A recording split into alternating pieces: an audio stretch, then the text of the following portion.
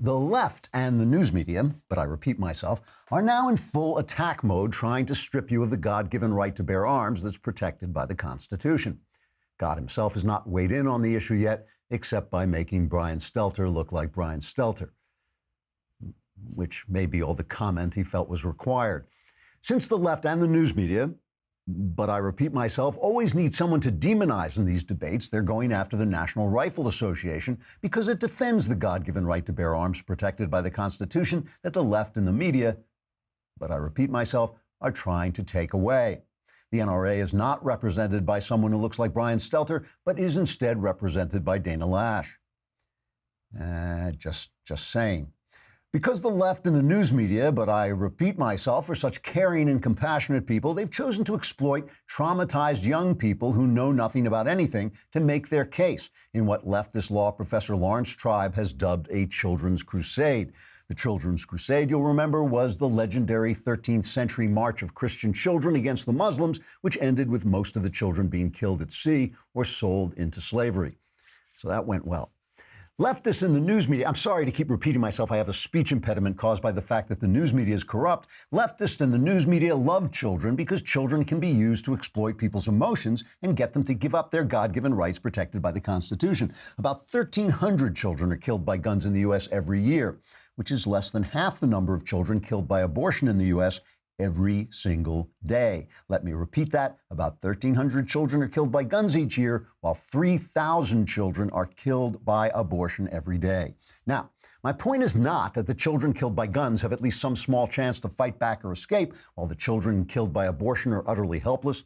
My point is not that the children endangered by guns can protest and take political action, while the children killed by abortion have no voice and no vote.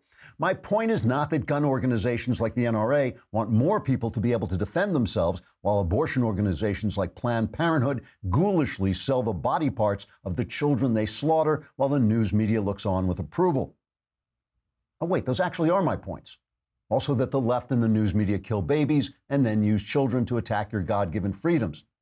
Yeah, those are pretty much my points. Trigger warning, I'm Andrew Klavan, and this is The Andrew Klavan Show. Hunky-dunky, life is tickety-boo. Birds are winging, also singing hunky-dunky-doo. Ship-shape, tipsy-topsy, the world is zippity-zing. It's a wonderful day, hurrah, hooray! It makes me want to sing. Oh, hurrah, hooray! Oh, hooray, hurrah! All right, D.C. McAllister is going to be with us. She is an excellent writer on social issues. I want to talk to her about the state of the relations between the sexes, the two sexes. There are only two on this show. Other places, who knows what's going on.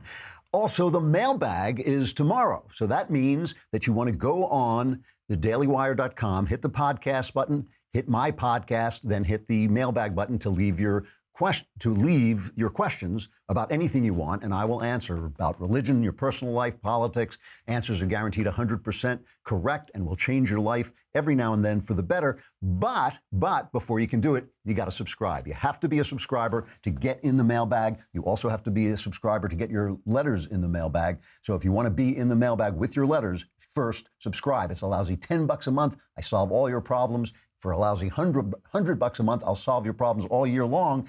And you can drink leftist tears from your leftist tears tumbler. So it's a really excellent deal. The mailbag tomorrow, be there, and all your problems will be solved. I mean, look in the mirror. Do you want to continue like this? Of course not. So send in your questions. February is a short month. It's always like it's here. Hey, it's February. Oh, it's March.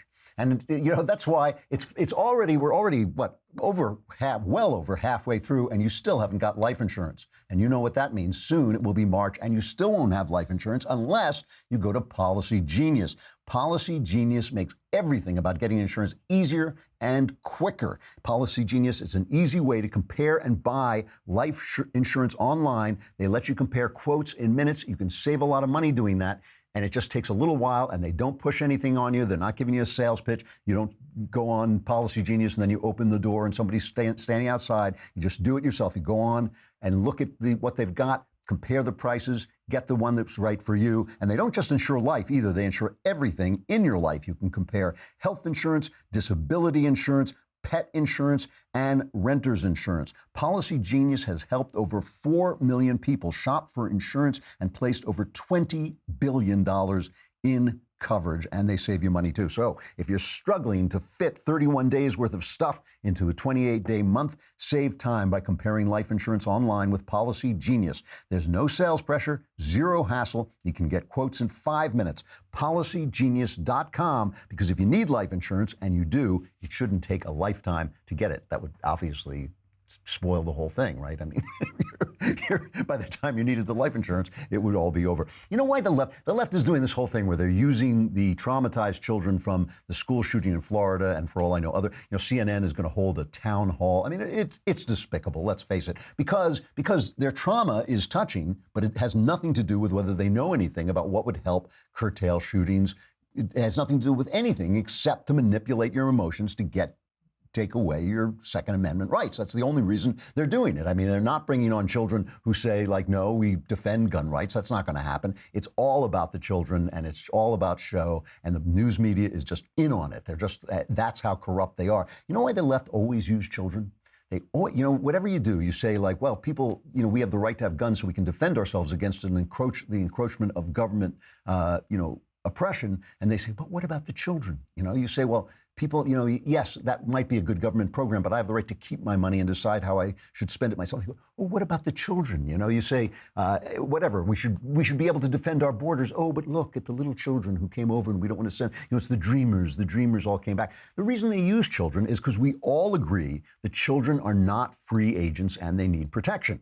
And what the left wants to do is they want everybody to envision himself as a children, like that Obama video of the life of Julia. Obama's going to take care of you from cradle to grave because you're a child, and the government is the big adult. And we all agree that some of the things that the left wants to do apply to children. Nobody wants to see 7-year-olds go in and buy a gun. Nobody wants that. So they're basically extrapolating all the time to make all of us feel like children. And of course, children touch our emotions because we feel protective toward them. And what they're saying is, don't you want the government to do that? And what they don't understand, it's always about premises. Everything is about premises. Everything is about making people establish their premise. Our premise, conservative premise, Americans' premise, is freedom. We start with freedom. And the thing is, this is the way arguments take place in this country. There's a crisis, there's a tragedy, there's something that will touch your emotions. Remember what the left always says, no good crisis should go to waste. That's what they always say. What they mean is no good crisis should pass without their manipulating it to increase their power over your life, right? And so what we are saying is we want to be free. So they come and say, well, look, there's a terrible crisis and we can fix it. And what we're saying, wait, we want to be free. And when we have CNN praising North Korea, we know it's only a little while before CNN shows up at our house and wants to turn our house into North Korea. We need our guns. These are not people we want to allow to come anywhere near us unless we have guns to protect ourselves and protect our freedoms. I know that some government programs make life better. I know that government programs occasionally will do things that, other people can't do, but do they encroach on your freedom? And do I want to trade my freedom bit by bit for each little thing that they do well? No, I do not. If you made my life, I tried to explain this to somebody at the prayer breakfast. It was really tough. I said, if you made my life perfect, but I had no choice, I couldn't make my own choices about my life, I would prefer to take the dangers, take the risks, take the flaws in order to be free. Why? Because freedom is where the meaning of life comes from. Life has no meaning if you are not making choices. And that's when they get to say we're evil, because they say, oh, here's a thing that would fix this. Here is program A that would give me in Washington all the power, take the power away from you, but it would fix this. We say, no, thank you. We'll keep the freedom. They say, oh, you don't want to fix that. You're so mean. You're so mean. You say, let us take a trip just to watch the way these guys argue and to watch the way they talk. Let us take a trip to Knucklehead Row, the op-ed page of the New York Times. Oh, hey, hey, oh, hey, oh, let's go waltzing down to Knucklehead Row. On Knucklehead Row, there is no greater knucklehead than Paul Krugman. I think other knuckleheads are simply aspiring knuckleheads to the knucklehead king, Paul Krugman. Virtually everything he says is untrue. Today, he unleashes on the GOP saying they have no character, Republicans stink, everything about them is awful. The modern GOP is, to an extent never before seen in American history, a party built around bad faith. around pretending that its concerns and goals are very different from what they really are. Flag-waving claims of patriotism, pious invocations of morality, stern warnings about fiscal probity are all cover stories for an underlying agenda mainly concerned with making plutocrats even richer. That's what I want. I want plutocrats because why would I want that? Why would I want that? Why would the people who vote for Donald Trump go out there to make plutocrats richer? That is insane. Doesn't matter. Let us go on with the knucklehead Paul Krugman. And the character flaws of the party end up being echoed by the character flaws of its most prominent members. Are they bad people who chose their political affiliation because it fits their proclivities, or potentially good people corrupted by the company they keep? Probably some of both. And they love you, the left. This is why we want to give up our guns, because they love us so much we don't have to fear them. In any case, let's be clear. America in 2018 is not a place where we can disagree without being disagreeable, where there are good people and good ideas on both sides. It's not a place where there are good ideas and good people on both sides, or whatever other bipartisan homily you want to recite. We are instead living in a kakistocracy, a nation ruled by the worst, and we need to face up to that unpleasant reality. That's what Paul Krugman thinks about you. But the thing is, this is what he thinks about anybody who disagrees with him. You know, I was looking around for information on my own. I stumbled on a several years old article by a woman named Carol Markowitz from the Daily Beast. Now, the Daily Beast, as I recall, is actually a left-wing thing, right? Yeah. Here, Carol Markowitz. His convention was called one of the worst ever. Chris Matthews deemed him dangerous and scary. Ellen DeGeneres said, if you're a woman, you should be very scared. His opponent ran an ad against him, portraying him as uniquely dangerous for women. I've never felt this way before, but it's a scary time to be a woman, said a woman in the ad. He was frequently called a bully, anti-immigrant, racist, stupid, and unfit to be president. Who was it? Mitt Romney. That's right. Mitt Romney, one of the nicest people who ever ran for president. I didn't agree with a lot of what he said. I don't think he ran a particularly good campaign, but there was no getting around the fact that he was a noble, decent, honorable human being who did things for his neighbors, who did things for anybody he could help. A New Republic article, this is still quoting from the Daily Beast, proclaimed, yes, Romney's vision for America really is that scary. The Huffington Post headline read, the severe danger of a Romney presidency. Rolling Stone explained why President Romney would be a disaster for women. And Nick Kristof in the New York Times pontificated on how Romney would treat women, spoiler alert, not well. Mitt Romney was, of course, far from the first Republican presidential candidate to get this treatment. George W. Bush, John McCain, and any Republican who has the audacity to challenge a Democrat for the presidency are treated to ever more alarmist rhetoric. Every gaffe, every uncorroborated story is blown up by a media seemingly unaware of its extreme bias. This is from the Daily Beast.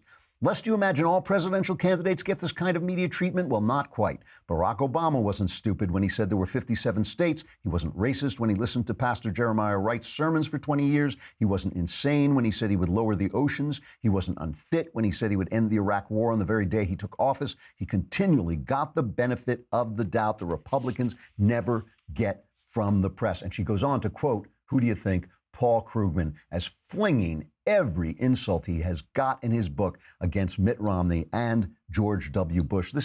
And the thing is, they don't understand. What they don't understand is our argument is not that our guys are good. I mean, nobody picks on Republican politicians like Republicans. Our argument is not that Donald Trump is a good person. It never has been. Our argument is that you, leftists, are so much worse, and your particular bad traits affect our freedoms in ways that Donald Trump's don't. It's a binary system. We got to choose one or the other. We choose the bad guy who will keep our freedoms rather than your bad guys who will go up against them. You know, one of the things you want to do in the short month of February, and also as the year, still kind of the beginning of the year, you still got your resolutions in place. You want to get in shape. And the whole thing about getting in shape, especially in LA, I'll tell you, especially in Los Angeles, is getting to the place where you work out. That is why I have a machine in my house. I also go out and hike. But with Peloton, you can get this incredibly modern, advanced device. It is a bicycle, an in-house stationary bike. I went to the store to look at it. I actually went down into Century City, which, you know, in LA, it's like a mile away, so it took me 3 hours to get there. I went and looked at this thing, and it is an amazing piece of machinery. It's a Peloton bike, and it has a very small footprint, so you can put it almost anywhere in your house. You can put it like in a corner. It's got a 2x4 footprint, the way it's built. And the Peloton bike has a belt drive. So as you're riding on it, it's amazing. It is completely silent. So if you put it in the bedroom, you're not going to wake up your spouse if you exercise later at night. It also has got a 22-inch HD touchscreen in front of it. And the thing is, when you get it, you also purchase a subscription to one after another biking classes. And they're just, you can get them live, you can save them, you have a big library of them. If you like, there's one particular one you like, you can do them so that you have a race, across a background or whatever you want. And it really will keep you, it'll keep you interested in doing it so you don't stop. They really are, I was really impressed with the device. You can discover this cutting-edge indoor cycling bike that brings the studio experience to your home. Peloton is offering listeners a limited-time offer. Go to onepeloton.com. That's O-N-E, Peloton, Peloton.com. Enter the code Klavan at checkout. You say, yes, but how do I spell Klavan? It's Klavan. That will get you $100 off accessories with your Peloton bike purchase. Get a great workout at home anytime you want. Go to onepeloton.com and use the code Klavan to get started. Really is an impressive machine. You just go and take a look at one of them just to see what they're like, because they're very cool. So, I'm thinking about these Russian indictments, the 13 people. I think another guy, and some minor guy, was also charged today. And the left is trying to push this as a big deal. Now, it seems to me, obviously, I think it's a bad thing for the Russians to manipulate. It's against the law. They shouldn't manipulate our elections. But it just doesn't seem like a very big thing. And we know that no matter what they did, you can't really rig an American election. We have an expert on this. This is cut number 10. There is no serious person out there who would suggest somehow that you could even rig America's elections. There's no evidence that that has happened in the past, or that there are instances in which that will happen this time. And so I'd advise Mr. Trump to stop whining and go try to make his case to get votes. What's funny is I put this in our cut sheets, in our sound sheet, and then Trump started tweeting it out. It was like he was reading my mind. He started tweeting this out. Now, just to go back and remind us that from the beginning, Hillary told us that it was awful. What did she say? It was, I can't remember the word she used. It was some horrible word, outrageous, dreadful, something. For Trump to say that he might not accept the outcome of the election because he felt the press was so much against him and he wanted to see how it went, and he knew the Democrats cheat, which they do. But Hillary said that's awful, and she swore she would accept the election results. It's cut one. Are you willing to accept the outcome as the will of the voters, Secretary Clinton? Well, I support our democracy. And sometimes you win, sometimes you lose. But I certainly will support the outcome of this election. And I know Donald's trying very hard to plant doubts about it, but I hope the people out there understand this election's really up to you. It's not about us so much as it is about you and your family. And then after she lost and started hitting the Chardonnay, not so much, cut two. But I was on the way to winning until the combination of Jim Comey's letter on October 28th and Russian WikiLeaks raised doubts in the minds of people who were inclined to vote for me but got scared off. And the evidence for that intervening event is, I think, compelling, persuasive.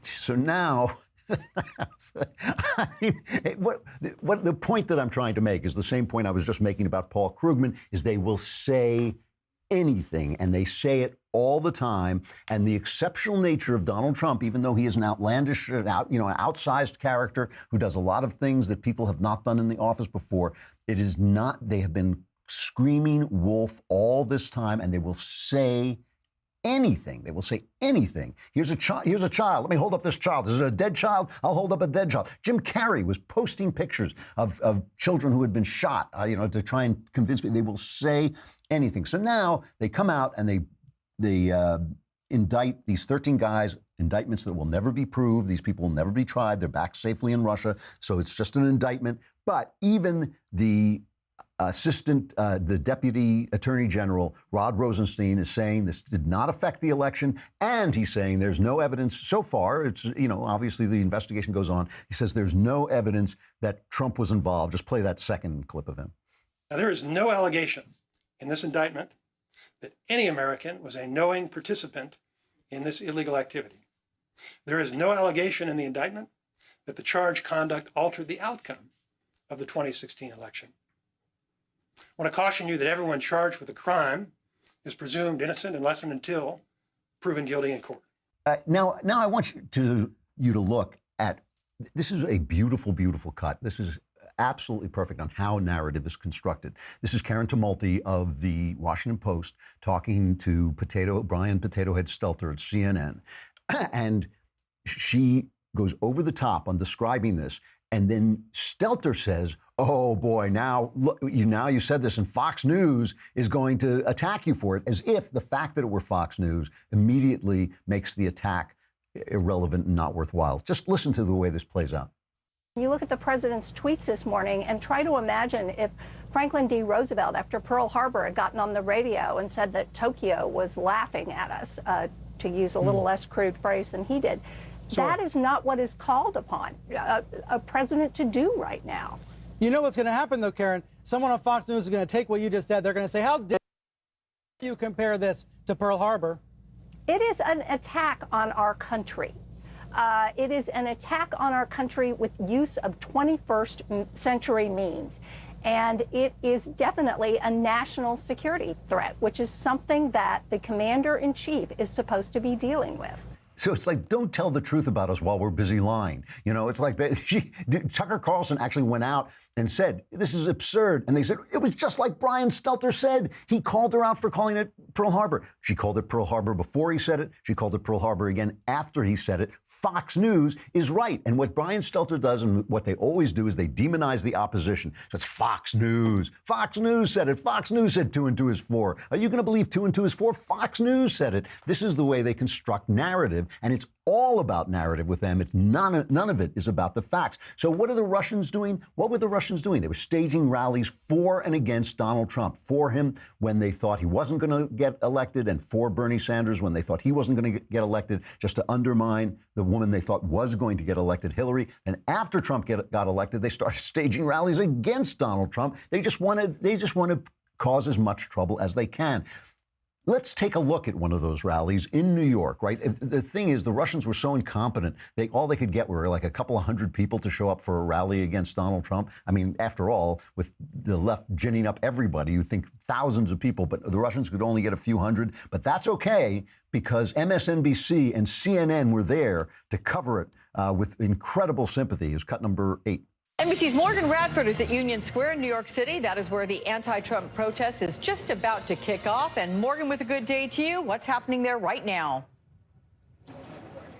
Well, it's already started. In fact, you can see hundreds of people behind me here in Union Square. I want to show you some of the signs and the posters they're holding up here. You can see one here that says, "Acknowledge Trump's hate, protect our public schools, teachers against Trump." You see people that are really saying that this is the time for them to come together. They're trying to say they're being more inclusive, and that's because thousands of people, as you know, Alex, are feeling marginalized by President-elect Donald Trump's comments. And they said this is a love rally. After they pointed in that direction, they yelled, "We're not going to be tolerating any sexism or homophobia or racism." And that is really the message. All of sort of these protesters coming together, frustrated, angry, and all directed at the president-elect. Yeah. Hey, Morgan, can you tell who has organized this rally? It has been suggested that so many of the protests across this country have been impromptu rallies. I mean, it's been supported by a very diverse array of constituents. Is there someone in charge here? Right now, this is lots of different groups of people who have come together with no necessarily official leader. Yeah. It was Boris Badenoch. It was Vladimir Putin was in charge. I mean, they're so sympathetic. What is the difference? Can you spot the difference between CNN, MSNBC, and Vladimir Putin? There's no space between them. And now we hear that Russian bots that they use to send out as much information as they can have immediately jumped on the gun debate and are immediately, trying to divide people on this very difficult issue because there's emotions on both sides. There's powerful arguments. There's not that many powerful arguments for banning guns, but there are powerful arguments on both sides. And I just want to play this one cut because I usually don't pick on MSNBC because they're openly left-wing, and I think that's fair. It's CNN that pretends to be a news station, but is a left-wing propaganda outfit. It's NBC that pretends to be a news station, but is a left-wing propaganda outfit. Those are the guys I go after. But I just want to show you Chris Matthews coaxing this kid, coaching this kid on air to get him to say what he wants to say in order to manipulate your emotions. You know what you're up against? The power of the gun lobby, the NRA. They want guns basically available to anyone, open carry in Florida. 18-year-old, you can buy an AR-15, an assault rifle. They basically want as free an availability as guns as possible in this universe, more free than anywhere in the world. They want to make it easy to get a gun and carry a gun and openly display it. They are all the way with this thing. You're up against that.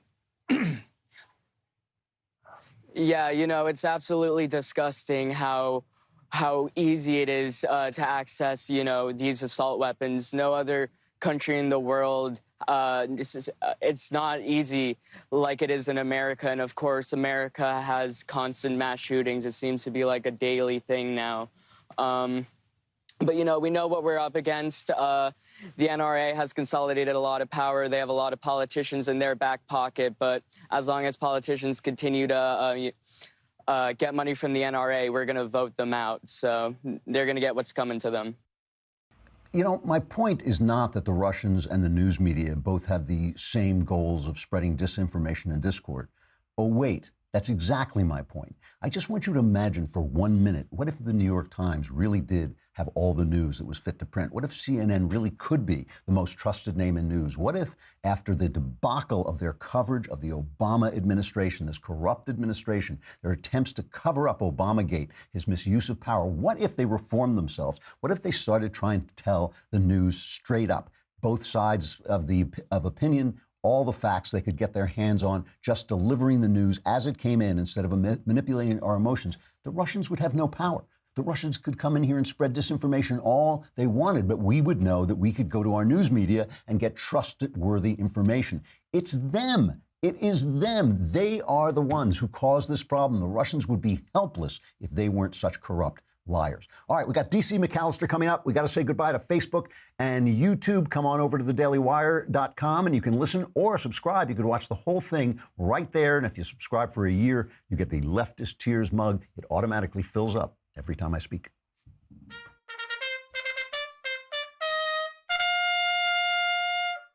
DC McAllister, Denise McAllister, is a senior contributor at The Federalist, also a contributor at PJ Media, like me.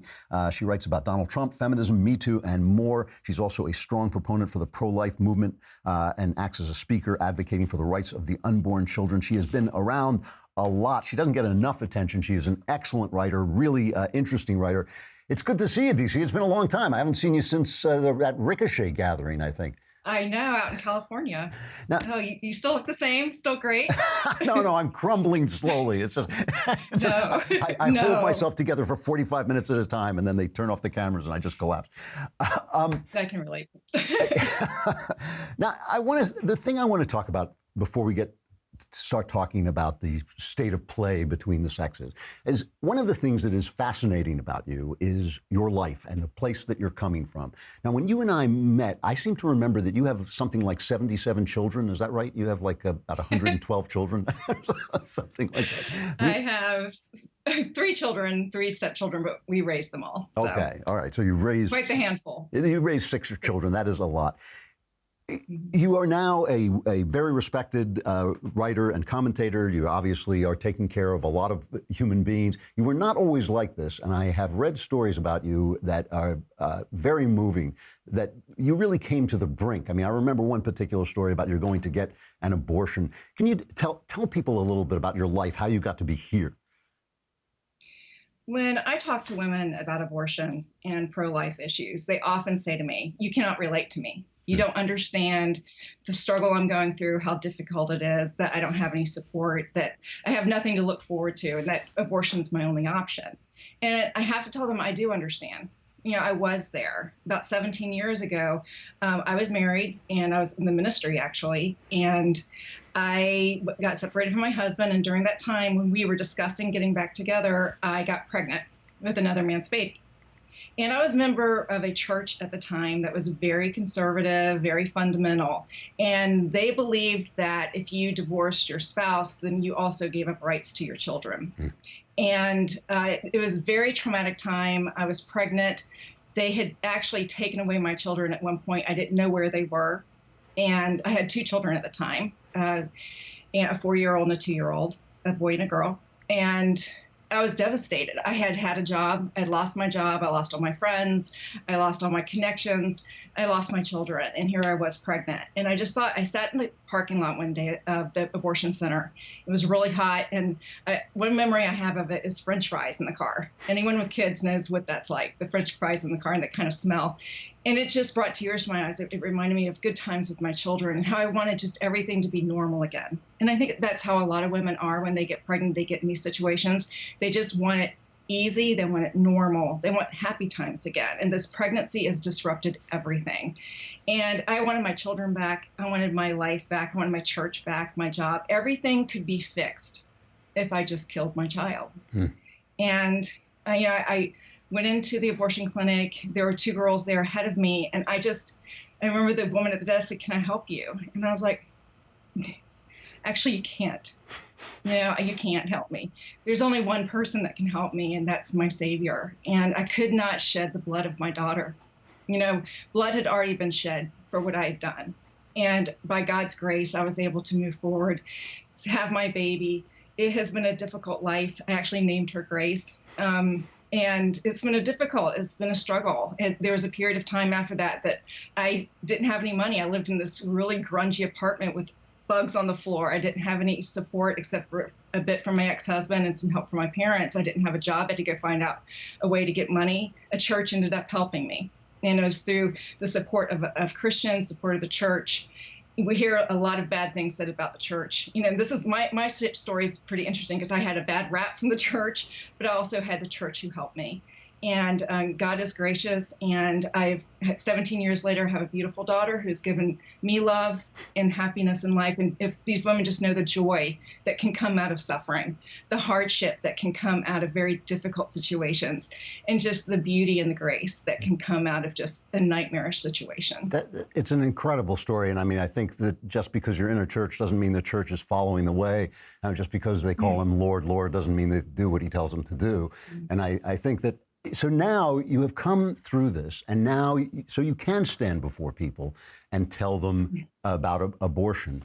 But one of the things that you write about too is in this moment of Me Too, you really write very forcefully about trying to get the facts of the way men and women are. I want to read just a little bit of a piece that you wrote that really leapt out at me. One of the reasons I asked you to come on during this Me Too thing, you said, "Here's a little secret we have to say out loud. Women love the sexual interplay they experience with men, and they relish men desiring their beauty because it is part of their nature." I mean, that is so simple and so obviously true, and yet that has become controversial. When you look at this Me Too movement, how do you address this? I know women have been mistreated. I know some of these stories they tell are horrific. I'm in Hollywood. I know exactly how people treat women here. What do you want to say to them about that? Yeah, and I'm in the DC media, so we know that there's bad things that happen. And we always have to make that caveat. We do understand that women are hurt by men, that these things happen, and we don't want that to happen. But we're not talking about that just with the Me Too movement. We're talking about a feminism movement that really is about coming in between the relationships of men and women.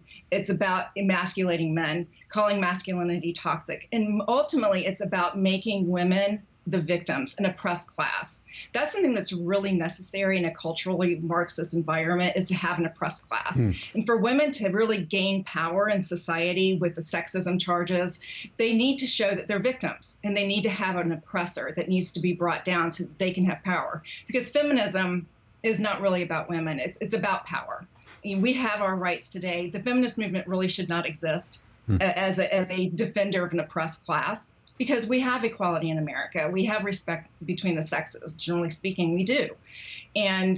But this feminist movement for power needs to press the idea and the belief that women are oppressed. And that's what's coming out of the Me Too movement. That's why you're getting, oh, he just looked at me wrong in a meeting, or I felt his eyes upon me. Oh my gosh, he asked me out. He may have even like touched my hand. Oh, just this, fainting couch puritanical kind of behavior from feminists who are supposed to be strong women coming out of the sexual revolution. And weren't we supposed to behave just like men and have, sex just like men? Where did that go? But it is necessary because the whole sexism and feminism charge has been fading. It hasn't been working. Not really. They've tried this war on women, but it doesn't always take hold, not like racism does. And so they really are latching onto this because we are now victims, we're oppressed, and we can bring all those nasty men down who have been oppressing us with the patriarchy, and we will finally have our day. And that's what it's about. And that's why I oppose it with every fiber of my being as a woman. That is, I love hearing this, because when I say it, nobody pays attention. But I think you can't say it. I have to say it. You're the man. Right, exactly. But now you've raised at least one daughter. I don't know how many of your kids are girls. A girl comes to you today and says, she's 12, 13, and she's going out into life. What do you tell her? What's the advice that you would give a girl that age? I have 4 girls, two stepdaughters and 2 daughters. And I tell them, if you're going to have sexual tension with boys, they're going to look at you. These are how boys are. So one thing I have done with my daughters is explain to them who men are and be honest about them and not be afraid of them and not be afraid of that sexual tension, and that it's beautiful. Yeah, it's beautiful. The dance, the interaction, the sexual tension you have there, that's what we're made of. That's what relationships, that's how love is formed. And I see this attack on this relationship as really an attack on our humanity and the relationships that support it. But I just tell them, don't be afraid of that. Now, but if a guy touches you, does anything inappropriate, and you know exactly, as a woman, we know. If we're not afraid of men already, if we don't have those presuppositions that he's a predator already, we naturally know when a man has crossed the line from flirting or, being, awkward, rude, the way men can be. And we know. And I said, you shut him down don't run to the nearest authority if you don't have to. Shut him down, empower you. I want my girls empowered. Slap him upside the face if he's doing something to you. That's what they used to do. Yeah. And but if you really have a problem, do go to authority, do report it. If something happens to you, do not hide it. Come to me as your parent, go to someone at the church and go to an authority so that you can report it, because you don't want to be one of these women several years later who are reporting things and can't prove it and no one believes them. So, if you've been violated, you need to go to an authority and make sure that it's dealt with. So just using my incredible powers of deduction, if you have 4 girls, you have 2 boys, and I can't help but, isn't that amazing? I was an English major, I can still do that. But I'm bad at math too, it's okay. We're writers. I can't help but think, I did not grow up in an atmosphere where people were calling me toxic, where people were saying my masculinity was toxic. It was rather the other way around. Be a man, stand up, do what you have to do, which actually I found incredibly helpful. I thought it gave me some very good guidance on how to behave. What do you say to your sons when they're young, when they're just coming into the world, as social beings? What's your advice to them? Well, it's understood. You will respect women. You will respect me. You will honor them. You will not take advantage of them. I can't even imagine my boys doing that. I can't. Of course not. They're loving to the women in their lives. And, I can't imagine them even doing it, because I've just said, you will respect them. And so they know that. They know because they value their sisters. They value their mothers. They value femininity. And, so I've taught them that value. Their father has led them in that value, and to show them what a man looks like, and treats us. They're free to see how and I know this may offend some people, the sexual interplay between me and my husband. I mean, not intimately, but, you know, just the flirting, and we're affectionate, and what that is healthy looks like, and the sexual interplay between the masculinity and the femininity there, and they've seen it, and they aren't afraid of it. They know what it looks like.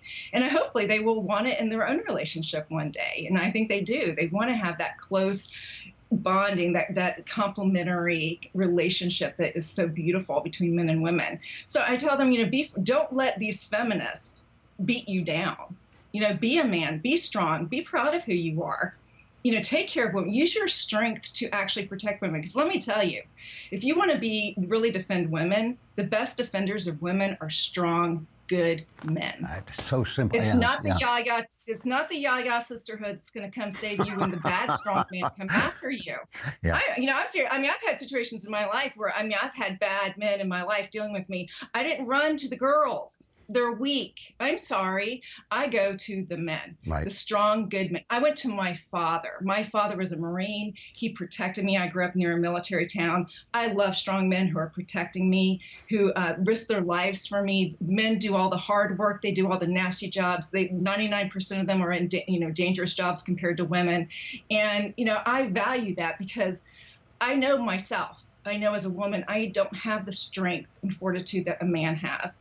And I can have my femininity nurtured, valued, and protected by a strong, good man. And that's what I want my sons to be. This is the thing that drives me crazy about the feminism is that it devalues femininity, one of the great joys and comforts of the world. I mean, one of the things that makes the world, any good of the world is going to include that. And it's just, it makes me insane that they kind of knock it down in the name of feminism. I'm running out of time. I want to ask you one last question, because I've noticed you being attacked. You were even attacked on one of your own sites, Ricochet, because you support Donald Trump. Obviously, Donald Trump has said rough things about women. He said things about women that are impossible to defend. He's a billionaire who ran beauty contests. We know how he was living his life, and yet you defend him. Why? Why do you defend him? Well, I don't defend those statements, course, obviously, and even during the election. You know, I've experienced the whole range of how men behave toward women. I mean, from abuse, to a gentleman who's treated me like a queen. So I know all the in-betweens. I know exactly what it looks like. And I know that the behavior of Donald Trump and the things that he said, I do not know what he's done. But the things that he has said, are not respectful of women always. But he's also said a lot of respectful things to women. And from his actions, he's been very respectful to some women, especially in the workplace.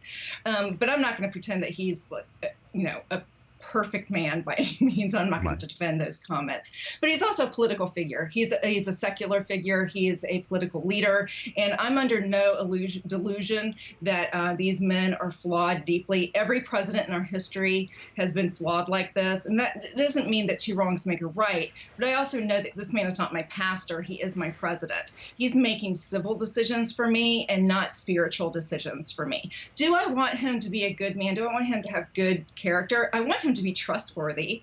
And I do find him to be trustworthy as a political leader, as a president, as much as you can trust presidents. I'm a member of the press, so you never really should trust them completely.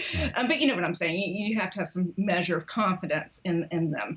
And I do, and especially compared to Hillary Clinton during the election. Yeah. And, so I'm not going to beat him up about things. Now, if he's violated the law, if he's done something criminal, we need to deal with that. But no, he's not my pastor. He's my president, and that's what I'm looking for. What are you doing to make our country more free, our country stronger, and our country, really great? And again, to put it in his terms. I appreciate that. D.C. McAllister, you are just an amazing voice of common sense. It's amazing. It's amazing to me that things you say are controversial when they're so clearly true. A senior contributor at The Federalist, an excellent site, also at PJ Media, where I am, but also an excellent site in spite of that. And you can find her on Twitter at McAllisterDen, D-E-N. Denise, thank you very much. I hope you'll come back again. I will. Thank you for having me. It was great to be here. It's good to see you. All right. All right, she's really terrific, isn't she? She's really something else. All right, let's sexual follies. No sexual follies? Oh, there it is.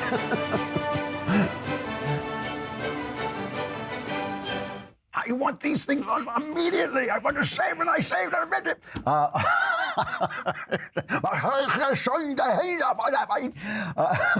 Whoever followed that guy, you know? Anyway, I'm sorry, I'm off the topic here. From The Atlantic, no right-wing site. Sorry, my Hitler imitation just broke through. Sometimes my inner Hitler just comes out. The more gender equality, the fewer women in STEM, which are the sciences. A new study explores what is, of course, to a leftist, a strange paradox. In countries that empower women, women are less likely to choose math and science professions. Why do they even say that's a paradox? Why don't they just start with the facts? Though their numbers are growing, only 27% of all students taking the AP Computer Science exam in the United States are female. The gender gap only grows worse, as she says. Maybe they should just say grows larger from there. Just 18% of American computer science college degrees go to women. This is the United States, where many college men proudly describe themselves as feminists, and girls are taught they can be anything they want to be. In other words, if you leave women alone, they tend to go into things that deal more with relationships and more. And I'll tell you something else, by the way, that the most important thing that when a woman is about 30, 35, the most important thing in her life will be who she marries. Will be whether she's married and who she marries. And she will say that. She will say it. Her family, and that will be the most important thing, whereas guys just get very hooked on their work and they get very addicted to their work, and that's what they care about. Men care about things, women care about people. You know, I mean, that's obviously big generalities, but just saying, you know. And the thing is, this is kind of what DC was saying. Where do these people, these feminists, any of these leftists, anybody, where do they get the right to dictate to you what you should want, who you should be? I do not understand that. I do not understand why that constitutes freedom. I don't understand why it constitutes equality. If anything, freedom and equality should let you be who you want, including a wife and mother, including a person who cares more about people than things, including a person who rolls her eyes at men because men are different from you, and the way men roll their eyes at women because women are different. I just don't understand the entire logic of it, and I think that logic has to be crushed, destroyed, and stomped on, and then swept away with a broom. Not to overstate it, but I left out blowing it up, didn't I? Exploding it? Okay.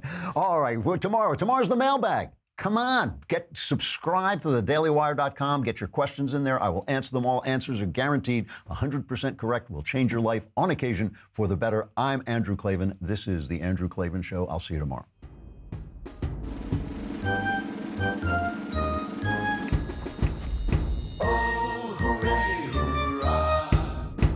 The Andrew Klavan Show is produced by Robert Sterling. Executive producer, Jeremy Boring. Senior producer, Jonathan Hay. Our supervising producer is Mathis Glover. Technical producer, Austin Stevens. Edited by Alex Zingaro. Audio is mixed by Mike Cormina. Hair and makeup is by Jesua Alvera. And our animations are by Cynthia Angulo and Jacob Jackson. The Andrew Klavan Show is a Daily Wire Forward Publishing production. Copyright Forward Publishing 2018.